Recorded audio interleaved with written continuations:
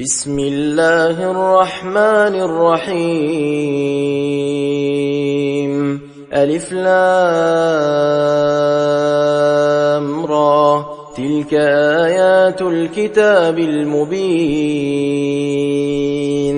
إنا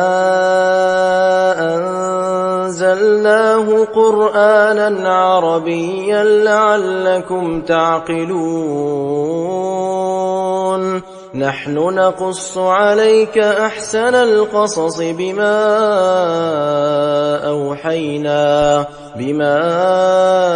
أوحينا إليك هذا القرآن وإن كنت من قبله لمن الغافلين إذ قال يوسف لأبيه يا أبت إني رأيت 11 كوكبا والشمس والقمر رأيتهم لي ساجدين قال يا بني لا تقصص رؤياك على إخوتك فيكيدوا لك كيدا إن الشيطان للإنسان عدو مبين وكذلك يجتبيك ربك ويعلمك من تأويل الأحاديث ويتم نعمته عليك وعلى آل يعقوب كما أتمها على أبويك من قبل إبراهيم وإسحاق إن ربك عليم حكيم لقد كان في يوسف وإخوته آيات للسائلين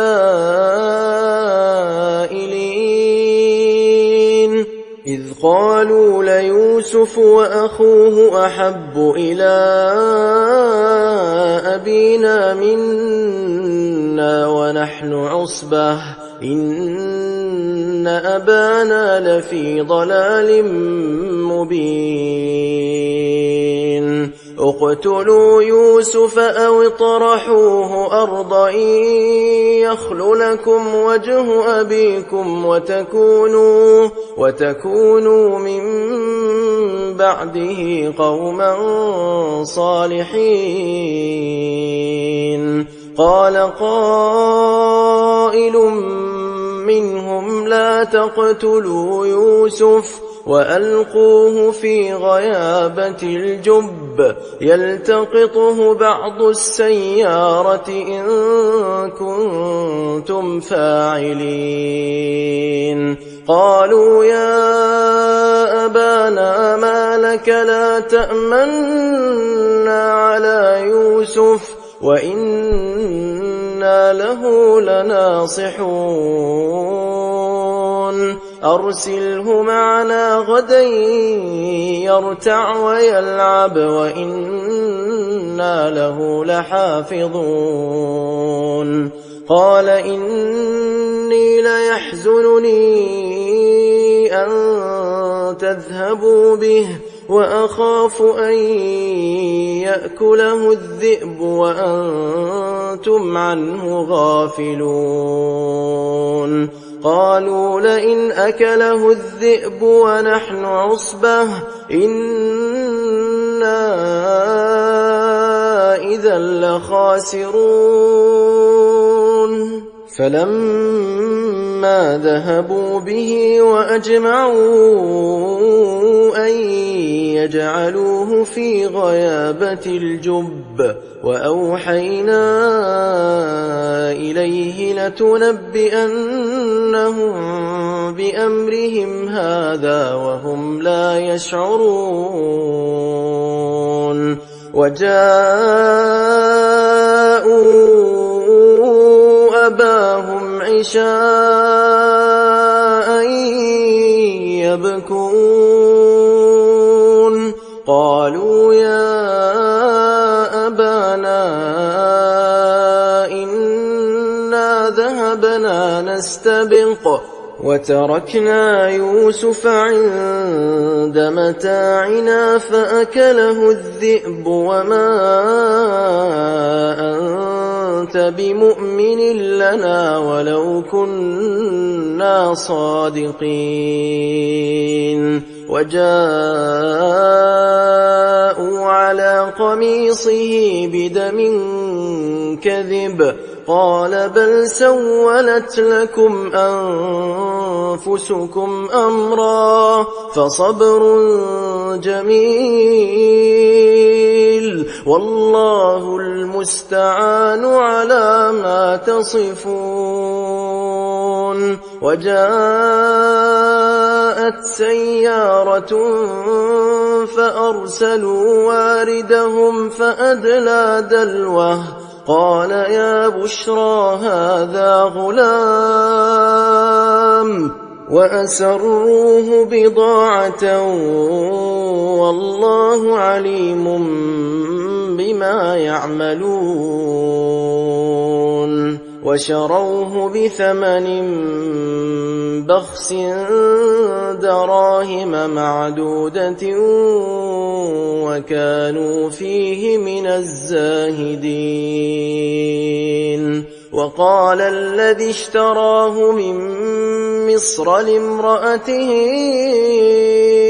أكرمي مثواه عسى أن ينفعنا أو نتخذه ولدا وكذلك مكنا ليوسف في الأرض ولنعلمه من تأويل الأحاديث والله غالب على أمره ولكن أكثر الناس لا يعلمون. ولما بلغ أشده آتيناه حكما وعلما وكذلك نجزي المحسنين. وراودته التي هو في بيتها عن نفسه وغلقت الأبواب وقالت هيت لك قال معاذ الله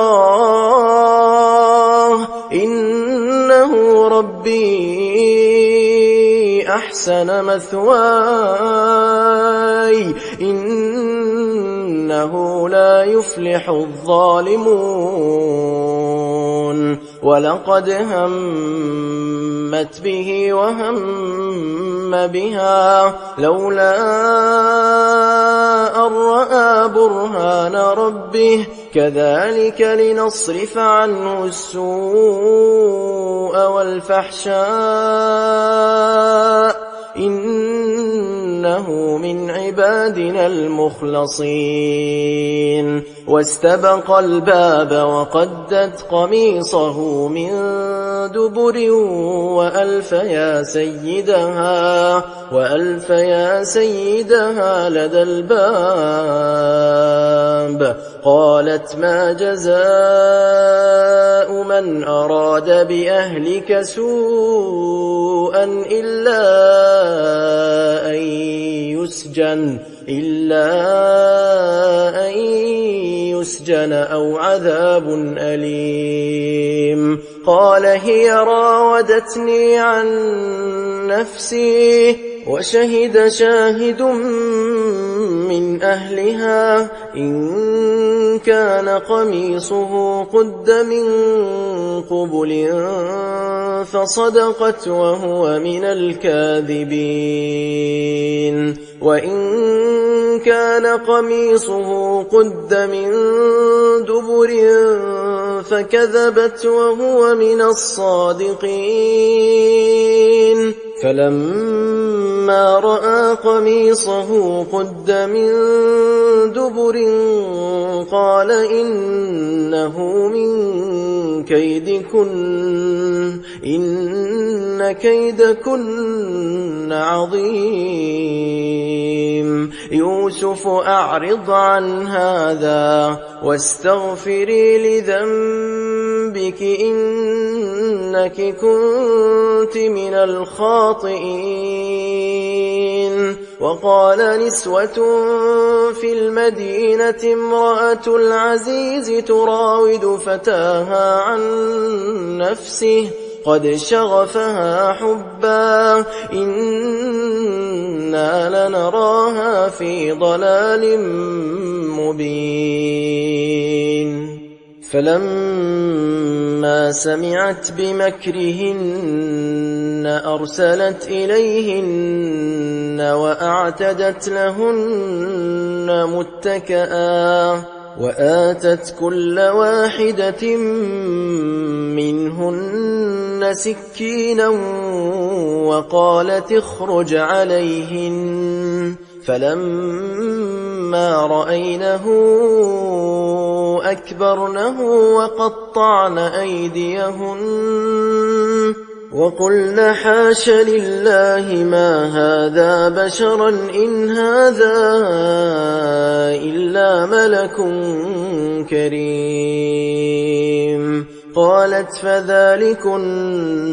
الذي لمتنني فيه ولقد راودته عن نفسه فاستعصم ولئن لم يفعل ما آمره ليسجنن وليكون من الصاغرين. قال رب السجن أحب إلي مما يدعونني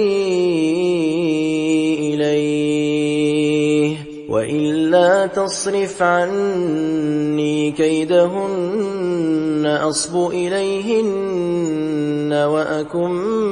من الجاهلين.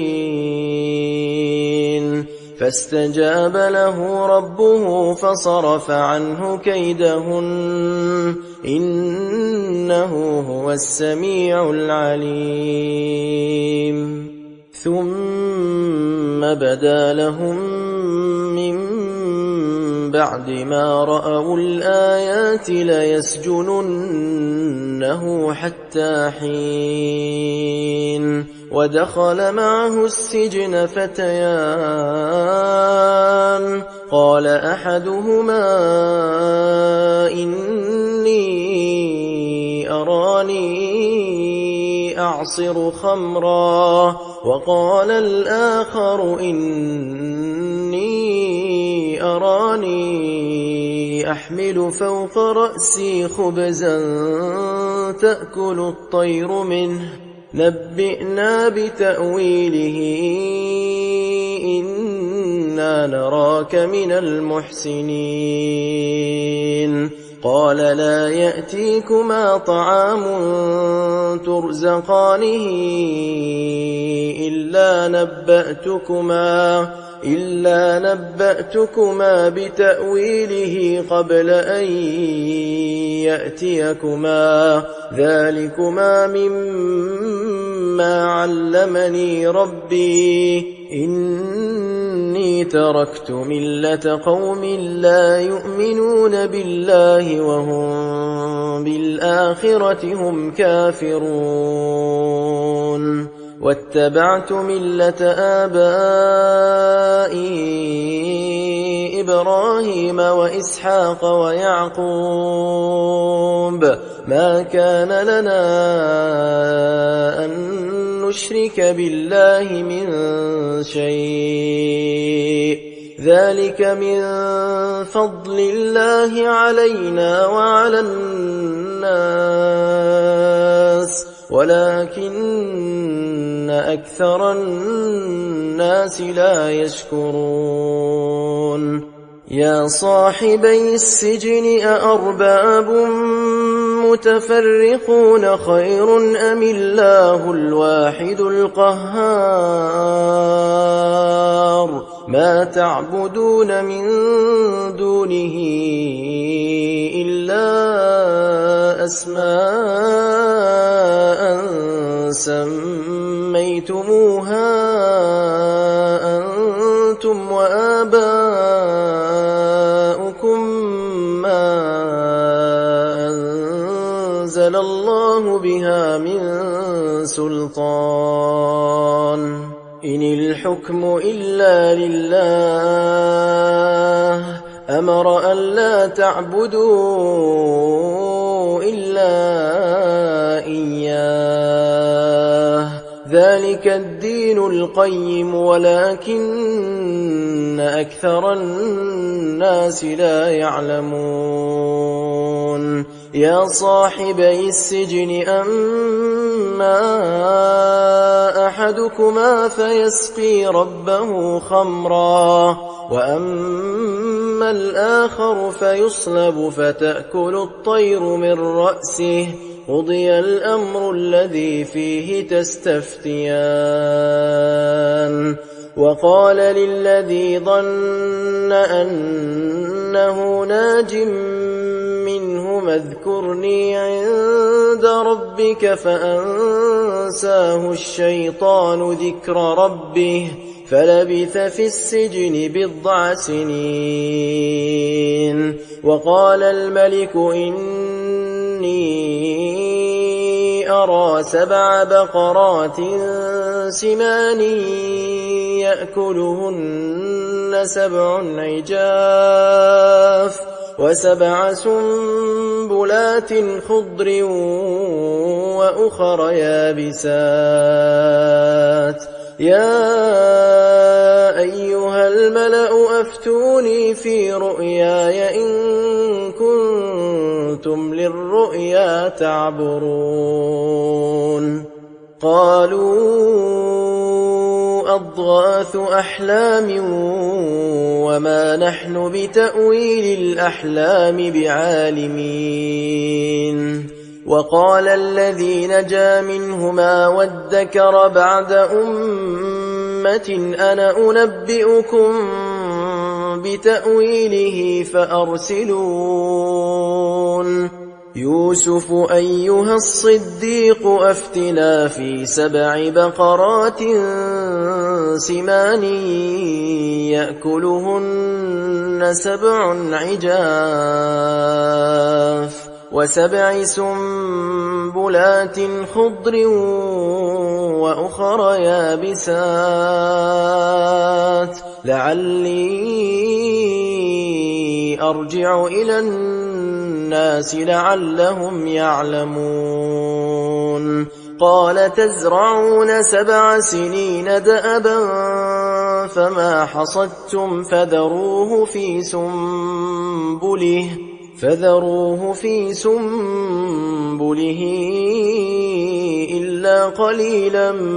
مما تأكلون ثم يأتي من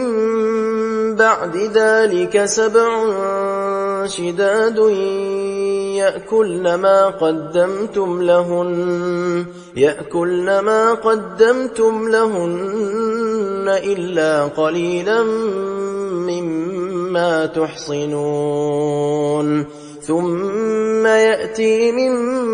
بعد ذلك عام فيه يغاث الناس وفيه يعصرون وقال الملك ائتوني به فلما جاءه الرسول قال ارجع إلى ربك فاسأله ما بال النسوة اللاتي قطعن أيديهن إن ربي بكيدهن عليم قال ما خطبكن إذ راوتن يوسف عن نفسه قلنا حاش لله ما علمنا عليه من سوء قالت امرأة العزيز الآن حصحص الحق أنا راودته عن نفسه وإنه لمن الصادقين ذلك ليعلم أني لم أخنه بالغيب وأن الله لا يهدي كيد الخائنين.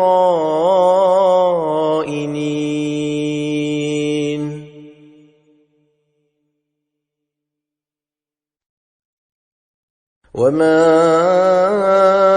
أبرئ نفسي إن النفس لأمارة بالسوء إلا ما رحم ربي إن ربي غفور رحيم. وقال الملك ائتوني به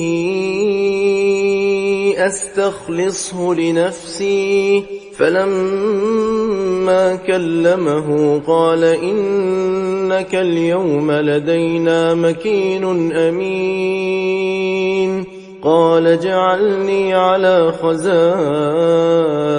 الأرض إني حفيظ عليم. وكذلك مكنا ليوسف في الأرض يتبوأ منها حيث يشاء نصيب برحمتنا من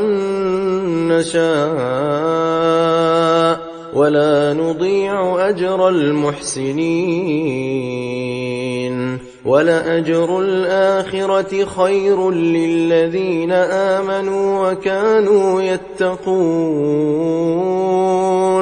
وجاء إخوة يوسف فدخلوا عليه فعرفهم وهم له منكرون. ولما جهزهم بجهازهم قال ائتوني بأخ لكم من أبيكم ألا ترون أني أوفي الكيل وأنا خير المنزلين. فإن لم تأتوني به فلا كيل لكم عندي ولا تقربون. قالوا سنراود عنه أباه وإنا لفاعلون. وقال لفتيانه اجعلوا بضاعتهم في رحالهم لعلهم يعرفونها إذا انقلبوا إلى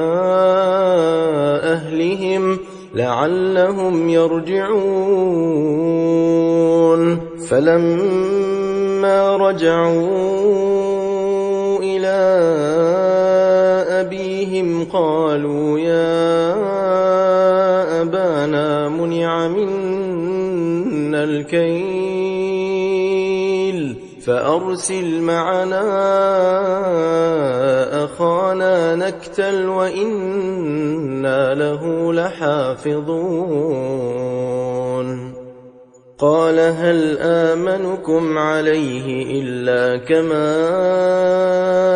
أمنتكم على أخيه من قبل فالله خير حافظا وهو أرحم الراحمين. ولما فتحوا متاعهم وجدوا بضاعتهم ردت إليهم قالوا يا أبانا ما نبغي هذه بضاعتنا ردت إلينا ونمير أهلنا ونحفظ أخانا ونزداد كيل بعير ذلك كيل يسير. قال لن أرسله معكم حتى تؤتون موثقا من الله لتأتنني به إلا أن يحاط بكم فلما آتوه موثقهم قال الله على ما نقول وكيل وقال يا بني لا تدخلوا من باب واحد وادخلوا من أبواب متفرقة وما أغني عنكم من الله من شيء إن الحكم إلا لله عليه توكلت وعليه فليتوكل المتوكلون ولما دخلوا من حيث أمرهم أبوهم ما كان يغني عنهم من الله من شيء إلا حاجة في نفس يعقوب قضاها وإنه لذو علم لما علمناه ولكن أكثر الناس لا يعلمون ولما دخلوا على يوسف آوى إليه أخاه قال إني أنا أخوك فلا تبتئس بما كانوا يعملون فلما جهزهم بجهازهم جعل السقاية في رحل أخيه ثم أذن مؤذن أيتها العير إنكم لسارقون قالوا وأقبلوا عليهم ماذا تفقدون قالوا نفقد صواع الملك ولمن جاء به حمل بعير وأنا به زعيم قالوا تالله لقد علمتم ما جئنا لنفسد في الأرض وما كنا سارقين قالوا فما جزاؤه إن كنتم كاذبين قالوا جزاؤه من وجد في رحله فهو جزاؤه كذلك نجزي الظالمين فبدأ بأوعيتهم قبل وعاء أخيه ثم استخرجها من وعاء أخيه كذلك كدنا ليوسف ما كان ليأخذ أخاه في دين الملك إلا أن يشاء الله نرفع درجات من نشاء وفوق كل ذي علم عليم قالوا إن يسرق فقد سرق أخ له من قبل فأسرها يوسف في نفسه ولم يبدها لهم قال أنتم شر مكانا والله أعلم بما تصفون قالوا يا أيها العزيز إن له أبا شيخا كبيرا فخذ أحدنا مكانه إنا نراك من المحسنين قال معاذ الله أن نأخذ إلا من وجدنا متاعنا عنده إنا إذا لظالمون فلما استيئسوا منه خلصوا نجيا قال كبيرهم ألم تعلموا أن أباكم قد أخذ عليكم موثقا من الله ومن قبل ما فرطتم في يوسف فلن أبرح الأرض حتى يأذن لي أبي أو يحكم الله لي وهو خير الحاكمين ارجعوا إلى أبيكم فقولوا يا أبانا إن ابنك سرق وما شهدنا إلا بما علمنا وما كنا للغيب حافظين واسأل القرية التي كنا فيها والعير التي أقبلنا فيها وإنا لصادقون قال بل سولت لكم أنفسكم أمرا فصبر جميل عسى الله أن يأتيني بهم جميعا إنه هو العليم الحكيم وتولى عنهم وقال يا أسفا على يوسف وابيضت عيناه من الحزن فهو كظيم قالوا تالله تفتأ تذكر يوسف حتى تكون حرضا أو تكون من الهالكين قال إنما أشكو بثي وحزني إلى الله وأعلم من الله ما لا تعلمون يا بني يذهبوا فتحسسوا من يوسف وأخيه ولا تيأسوا من روح الله إنه لا ييأس من روح الله إلا القوم الكافرون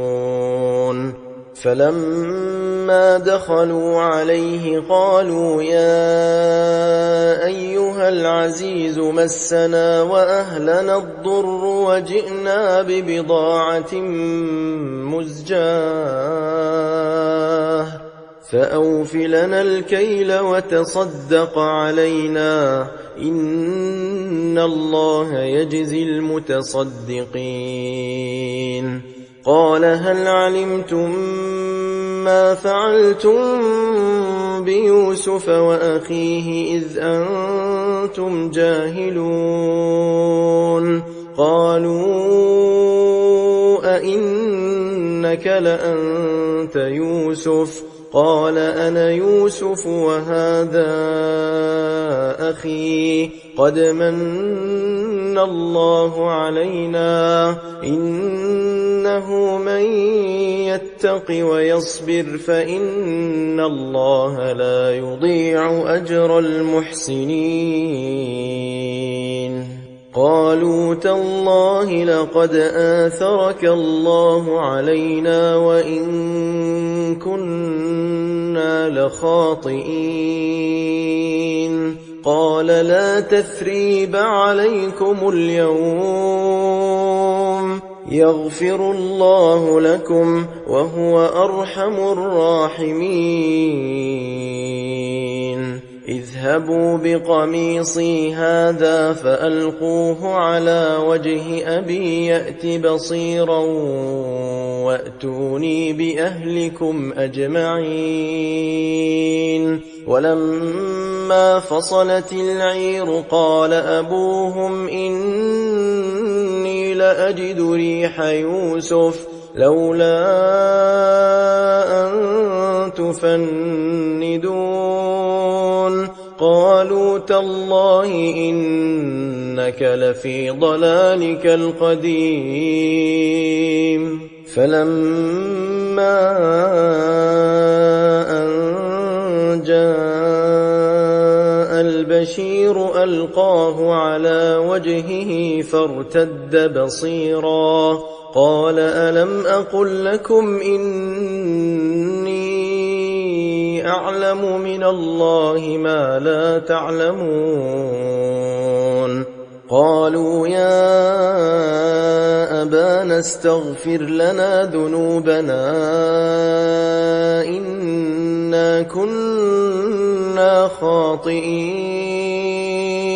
قال سوف أستغفر لكم ربي إنه هو الغفور الرحيم. فلما دخلوا على يوسف آوى إليه أبويه وقال ادخلوا مصر إن شاء الله آمنين. ورفع أبويه على العرش وخروا له سجدا وقال يا أبت هذا تأويل رؤياي من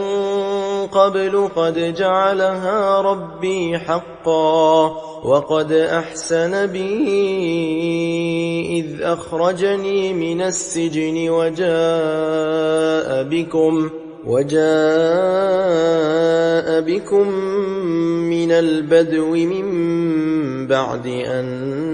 نزغ الشيطان بيني وبين إخوتي إن ربي لطيف لما يشاء إنه هو العليم الحكيم. رب قد آتيتني من الملك وعلمتني من تأويل الأحاديث فاطر السماوات والأرض أنت وليي في الدنيا والآخرة توفني مسلما وألحقني بالصالحين. ذلك من أنباء الغيب نوحيه إليك وما كنت لديهم إذ أجمعوا أمرهم وهم يمكرون. وما أكثر الناس ولو حرصت بمؤمنين وما تسألهم عليه من أجر إن هو إلا ذكر للعالمين. وكأي من آية في السماوات والأرض يمرون عليها وهم عنها معرضون وما يؤمن أكثرهم بالله إلا وهم مشركون. أفأمنوا أن تأتيهم غاشية من عذاب الله أو تأتيهم الساعة بغتة وهم لا يشعرون. قل هذه سبيلي أدعو إلى الله على بصيرة أنا ومن اتبعني وسبحان الله وما أنا من المشركين. وما أرسلنا من قبلك إلا رجالا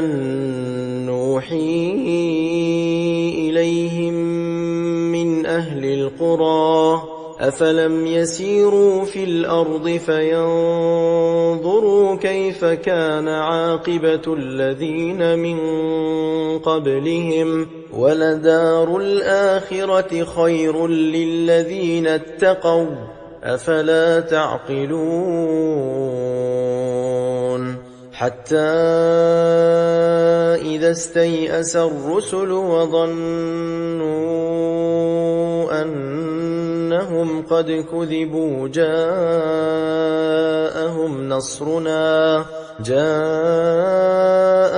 نصرنا فنجي من نشاء ولا يرد بأسنا عن القوم المجرمين. لقد كان في قصصهم عبرة لأولي الألباب، ما كان حديثا يفترى ولكن تصديق الذي بين يديه وتفصيل كل شيء وهدى ورحمة لقوم يؤمنون.